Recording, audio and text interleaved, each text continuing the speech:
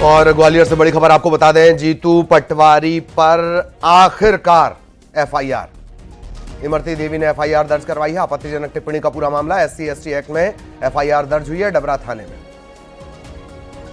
बड़ा अपडेट इस पूरे घटनाक्रम को लेकर।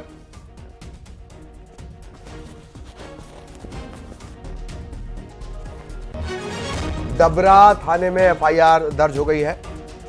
इमरती देवी ने कल ही ये साफ कर दिया था। हम हर पहलू आप तक इस पूरे घटनाक्रम का पहुंचाते रहे हैं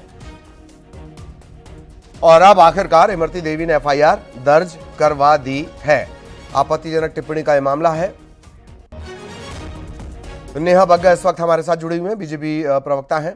नेहा जी, एफआईआर दर्ज हुई है जीतू पटवारी के खिलाफ। हालांकि शुरुआत में ये बात कही गई थी और एफआईआर हो गई है। जी देखिए, ये जीतू पटवारी जी हैं जो आदतन इस प्रकार की शब्दावली का महिलाओं के लिए उपयोग करते हैं।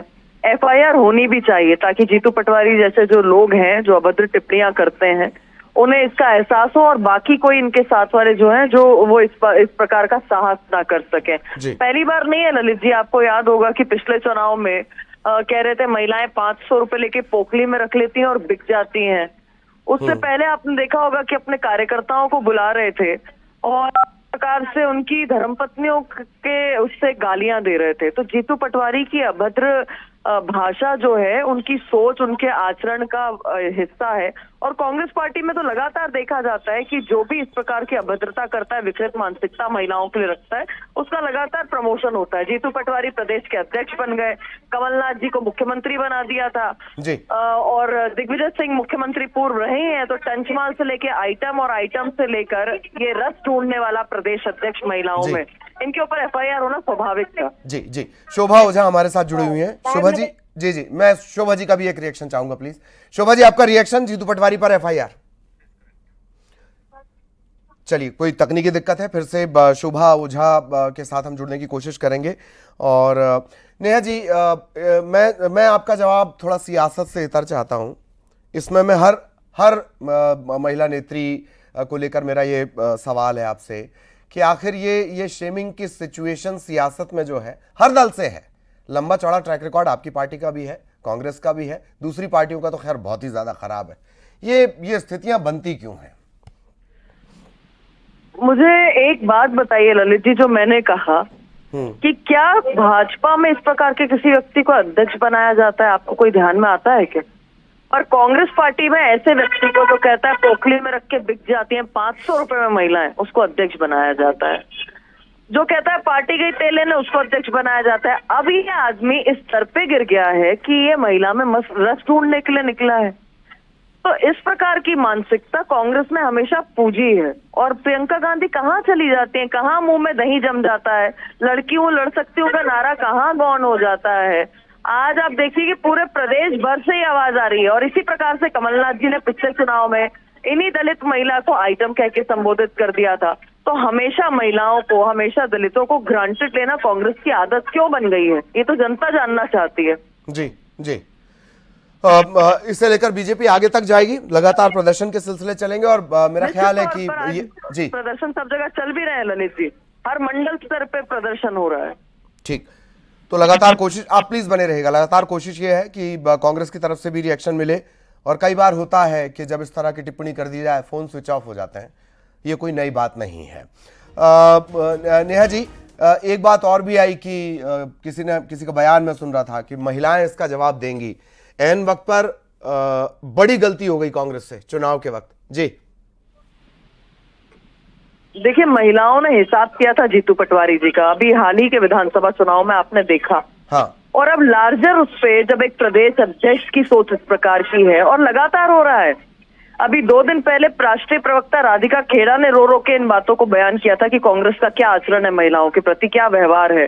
तो कभी शारीरिक, कभी मानसिक शोषण महिलाओं का जो कांग्रेस पार्टी करती है, प्रदेश की जनता तय करेगी, प्रदेश की महिलाएं तय करेंगी। और ये 50% की आबादी तत्पर है बताने के लिए कि अबला नहीं है, ये सबला है। ठीक ठीक ठीक। नेहा जी, आऊंगा आपके पास। आपने एक प्रमोशन वाली बात भी कही थी कि कम से कम किसी को प्रमोशन या एक काउंटर था। मैं आऊंगा आपके पास। कांग्रेस से अनिल सिंह साहब हमारे साथ जुड़े हुए हैं। अनिल जी, जीतू पटवारी पर एफआईआर, बुरे घिर गए आप। जी नमस्कार। जी, आपका रिएक्शन जीतू पटवारी पर एफआईआर प्लीज। ललित जी, हम लोग बिल्कुल तैयार हैं। ऐसे एफआईआर अंग्रेजों ने भी बहुत किए। ये भारतीय जनता पार्टी का दमन और कुचक्र देख रही है जनता। और रहा सवाल महिलाओं का, जो अभी कह रही थी माननीय प्रवक्ता, आपने देखा होगा कि ब्रजभूषण शरण सिंह के बेटे को इन्होंने टिकट दिया। तो जो महिलाओं पर अत्याचार करता है, चाहे देवगौड़ा जी का पोता हो, चाहे ये ब्रजभूषण शरण सिंह। नहीं, उससे आपको लाइसेंस तो नहीं मिल जाता ना अनिल जी की आप किसी नहीं, हमको तो लाइसेंस, आप देखिए, कांग्रेस जब जब सरकार में रही, चाहे आज पंचायतों में महिलाओं का आरक्षण देख लीजिए, चाहे दूसरे क्षेत्रों में महिलाओं के लिए अवसर देख लीजिए, कांग्रेस की जब जब सरकार आई है तब तब महिलाओं का उत्थान हुआ है। ये तो एक कानून भी बनाते हैं तो कहते हैं कि जब डिलिमिटेशन हो जाएगा, परिसीमन हो जाएगा, तब उसको लागू करेंगे। और साहब, परिसीमन कब होगा वो नहीं बताते, 47 में होगा, 50 में होगा। तो ये सिर्फ सपने दिखाते हैं, इम्प्लीमेंटेशन नहीं करते। महिलाओं के सम्मान के लिए कांग्रेस तत्पर है और माताएं बहनें भी जानती हैं कि भारतीय जनता पार्टी की सरकार ने हमेशा ठगा है। और एनसीआरबी के आंकड़े उठा के देख लीजिए, जो इसी गवर्नमेंट के हैं, दुगने से ज्यादा अपराध महिलाओं के प्रति 2014 से 24 में बढ़े हुए हैं। तो ये हमेशा महिलाओं के शोषक हैं। उन महिला पहलवानों से पूछिए जिनका इन्होंने दमन किया। लगातार ये हर जगह एक तो आपका रिएक्शन जो बात कही गई, दूसरा एनसीआरबी के आंकड़ों का हवाला दिया जा रहा है, ये फैक्ट ही है दोनों ही जगहों पर, मध्य प्रदेश छत्तीसगढ़ में। आपका रिएक्शन प्लीज नेहा जी। जी जी, आप मुझे सुन पा रही है? एनसीआर, हाँ, मैं आपको सुन पा रही हूँ ललित जी। और मैं ये कहना चाहती हूँ कि शोभा ओझा क्यों भाग गई अभी। दूसरी बात मैं ये पूछना चाहती हूँ कि शोभा ओझा समय महिला आयोग की अध्यक्ष थी, जब आइटम कहा था इमरती देवी को, यही दलित समाज वाली महिला को। अब जीतू पटवारी जब रस ढूंढ रहे हैं तो शोभा ओझा फोन नहीं उठा रही है। कांग्रेस की महिला नेत्रियों को क्या हो गया है? और जो यहाँ पर आके कांग्रेस की भी साइड रख रहे थे, मैं कहती हूँ कि महिला के प्रति कोई भी अगर अभद्रता करता है तो उसका प्रमोशन होना चाहिए या उसका डिमोशन होना चाहिए। नीतीश कुमार याद होंगे आपको, में हमेशा इस बात का ध्यान रखा जाता है। नेहा जी, नीतीश आपके सहयोगी हैं बिहार में। बात कर रही हूँ, इसलिए आप भाजपा की बात करें। मैं भाजपा की बात कर रही हूँ। भाजपा आपने सहयोग लिया ना, आपकी पार्टी की नेता गई थी, विधायक रोते हुए गई थी, अब वो आपके सहयोगी साथ में आ गए। मैं रोक रहा हूँ, प्लीज प्लीज। पंकज दुबे साहब हमारे साथ जुड़े हुए हैं। पंकज जी, एफआईआर हुई है, SC/ST एक्ट लगा है, कानून के दायरे में जरा बताएं कितना गंभीर ये मामला। जी प्लीज। जी, दर्शकों को मेरा नमस्कार, पंकज दुबे बोल रहा हूँ। देखिए, जो SC/ST एक्ट है ये स्पेशल एक्ट है और इसमें जो एफआईआर होती है उसमें पुलिस प्राइमा फेसी केस को जब देख लेती है, प्रथम दृष्टि प्रकरण बनता है, तभी दर्ज कर सकती है। क्योंकि इसके ऊपर जो है, यदि ये मुकदमा यदि कटोरी से दर्ज किया जाता है तो आईओ के ऊपर कार्रवाई होती है, इस पे भी प्रावधान। तो जब भी किसी भी जाति सूचक शब्द का इस्तेमाल किया जाता है विशेष वर्ग के लिए, जिसमें शेड्यूल कास्ट और शेड्यूल ट्राइब है मुख्य रूप से, और उस व्यक्ति के द्वारा किया जाता है जो कि इस ट्राइब और शेड्यूल कास्ट को बिलोंग नहीं करता है, और वो दमनकारी दृष्टिकोण से किया जाता है, तो ये प्रकरण कायम होते हैं।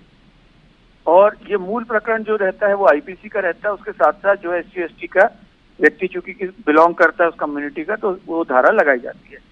जनरली ये सारी धाराएं जो है गंभीर प्रवृत्ति की होती हैं, इसके लिए न्यायालय अलग होता है और उस न्यायालय में इसका विचारण होता है। और साधारण तौर पर इन विषयों की पूरी जांच कर ली जाती है। जांच करने के बाद में ही मामला दर्ज किया जाता है। जी। तो इसको गंभीरता से लिया जाता है। और आईपीसी और अभी जो नया आने वाला कानून है, उसमें भी जो है इसको गंभीरता से लिया गया है कि किसी भी वर्ग का जो है, विशेष वर्ग का दमन ना हो सके। ठीक है, आप चूंकि कानून को ज्यादा बेहतर समझते हैं, सियासत में बयानों का आना, एफआईआर दर्ज हो जाना, ये अलग पहलू है, और कोर्ट में केस का खड़ा हो पाना, ये क्या लगता है इसे देखकर? जी पंकज जी प्लीज।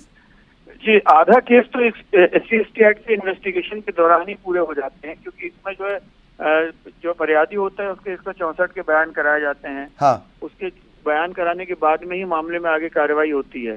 तो ज्यादातर ये मामले स्टैंड कर पाते हैं कोर्ट के अंदर इनका जो है मिसकैरेज कम होता है। ठीक है पंकज जी, मैं आपको रोकना चाह रहा हूँ, वक्त की इतनी इजाजत है। नेहा जी आपका बहुत धन्यवाद, पंकज जी आपका बहुत धन्यवाद। अनिल सिंह साहब हमारे साथ जुड़े और उन्होंने अपना पक्ष रखा, उनका भी बहुत बहुत धन्यवाद।